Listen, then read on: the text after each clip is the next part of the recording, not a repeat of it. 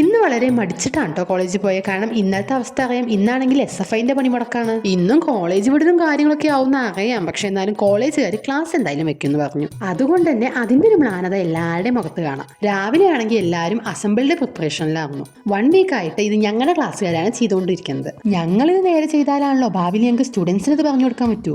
Daily rotation ആവുകൊണ്ട് ഇന്ന് എനിക്ക് free ആണ്. അങ്ങനെ കാത്തിരുന്ന് 4th അവർ കഴിഞ്ഞിട്ട് ലഞ്ച് ബ്രേക്കോട് കൂടി ഞങ്ങളുടെ ക്ലാസ് വിട്ടു. ലഞ്ച് കഴിക്കുന്നതിന്റെ ഇടയിൽ ഇന്നത്തെ ടോപ്പിക്ക് ഒരേ സാധനത്തിനെ പല സ്ഥലത്ത് എന്തൊക്കെ പേരിട്ട് വിളിക്കും എന്നതായിരുന്നു.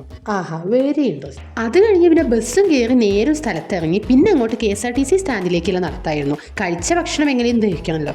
നടക്കുന്ന സമയത്ത് റോഡിൽ കണ്ട ഫ്ലെക്സുകൾ മുഴുവൻ വായിക്കലാണ് എൻ്റെ ഹോബി. എത്തിയ ശേഷം പിന്നെ നമ്മുടെ പ്രിയദർശിനിനെ കാത്തു നിൽക്കുകയാണ്.